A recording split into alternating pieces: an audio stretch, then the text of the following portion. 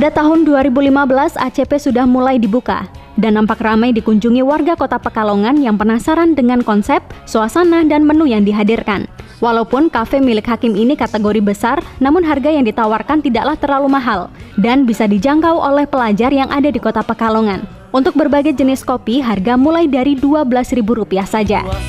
Harga diri, relakan. Berarti ini paling banyak dipesan di sini ya? Iya. Karena emang dari ini kan franchise, jadi emang dari Jogja ini paling banyak. Ya Mas Hakim, di sini juga melayani delivery kan? Delivery pasti ada. Pokoknya yang tidak ada di kafe lain ada di ACP. Oke, jadi pelayanan khusus gitu ya? Ya. Karena emang kita kiblatnya itu pandangannya kita ngelihat contohnya ini emang kafe-kafe di Jakarta. Tahu sendiri kafe-kafe di Jakarta. Bagus ya? Iya, bukan bagus lagi, bener-bener waduh, pokoknya mantap lah. Makanya SOP yang ada di Jakarta itu yang kita mau pindahkan ke Pekalongan.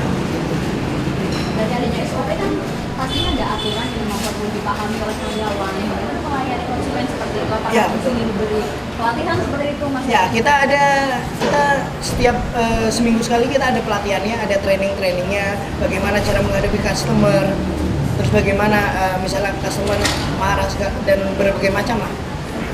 Sampai customer marah juga diajarkan gitu. Harus ya, bagaimana cara menjawabnya. Nah, itu apalagi bisa kalau pelayanannya kurang pesan mau pesen lama juga datangnya itu kan Betul, biasanya ya. customer kan pada keluar-keluar juga. Kita biasanya kalau misalnya ada komplain dari customer biasanya kita kasih free. Gitu. Kalau masalahnya terlalu berat, biasanya kita kasih gratis.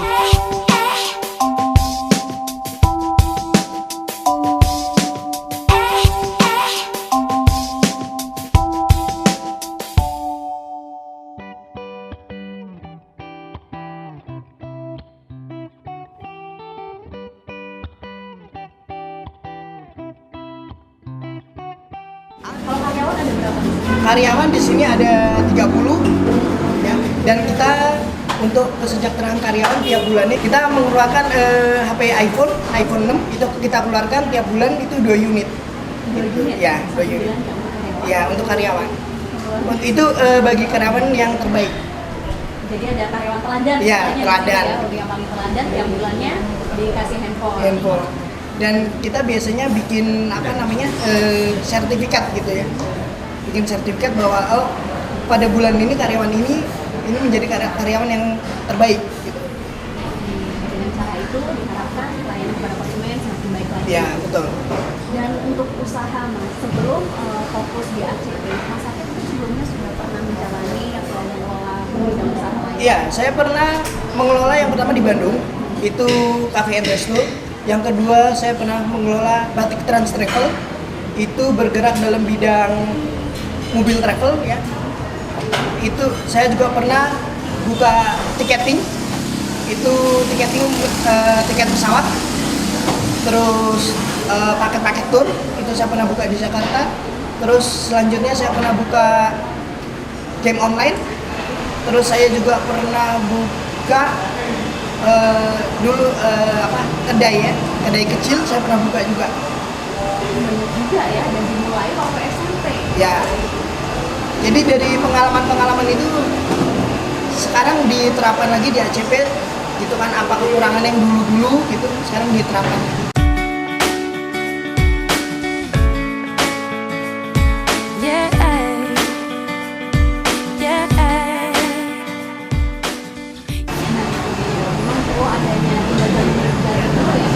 Tapi selain itu saya juga bekerja di bidang motivator. Motivator ya. Berarti misi untuk bisnis juga? Enggak, saya lebihnya ke ke sehari-hari gitu. Kita lebih ke spiritual kalau untuk motivatornya. Ya. Misinya mana? Kita untuk ngisi ke seluruh Indonesia. Kita pernah di Jakarta, Pekalongan, Semarang, Surabaya, Bandung, dan lain-lain, itu kita pernah ngisi. Kita pernah tergabung di salah satu lembaga motivator, kelasnya internasional, dan di Pekalongan pun ada. Jadi ini ya, untuk emotional question. Iya, ya, emotional question. Apakah itu juga diterapkan untuk bisnis? Kalau untuk saat ini belum ya. baru kita training biasa aja. Dan biasanya kita kalau ngisi motivator gitu, itu biasanya kita ngisi ke semua kalangan, dari anak kecil hingga orang dewasa. Kita biasa ngisi di lembaga pemasyarakatan, kita biasa ngisi di sekolah-sekolah, panti asuhan, perusahaan multinasional, pegawai negeri dan lain-lain. Biasa kita sering diundang gitu. Ya. Dari SMP hingga sekarang ini masih terus fokus atau setia dalam bidang entrepreneur. Yang membuat Mas Adi, oke aku fokus di entrepreneur aja sebetulnya. Ya karena ya emang kita harus setia, karena ya emang duit kita dari situ hasilnya gitu. Sebelumnya pernah berpikir mungkin menjadi karyawan seperti itu Mas Adi? Kalau untuk jadi karyawan mungkin enggak ya. Tapi dulu saya pernah menjadi karyawan di salah satu perusahaan, dan itu perusahaannya retail ya, dan mending besar. Mungkin banyak pasti tahu lah. Salah satu perusahaan di Jakarta retail terbesar. Jadi sebelum kamu jadi entrepreneur jadi karyawan Pernah. Kita belajar dulu. Nah, jadi kan untuk mungkin memahami anak buah nanti nggak kesulitan juga ya Mas ya? Betul. Mungkin kalau jadi karyawan 50 tahun kita harus berhenti karena harus pensiun. Tapi kalau kita punya usaha sendiri, istilahnya sampai kita meninggal baru selesai kan gitu. Ini perjalanan bisnis yang panjang seperti itu, ada nggak sih suka dukanya gitu Mas, terutama untuk pengalaman yang sampai sekarang masih terkenang terus sama Mas Adi dan menjadi pembelajaran? Kalau dukanya sih banyak ya. Dukanya ya salah satunya yang pastinya ya sepi. Sepi. Gitu. Bagaimana mengatasi supaya kamu menjadi karyawan tetap semangat gitu bisa mempertahankan bisnisnya? Ya kita harus menyusun strategi jalan satu-satunya. Dan kita ya sudah nggak dibuat repot, enjoy aja. Yang menegang gerak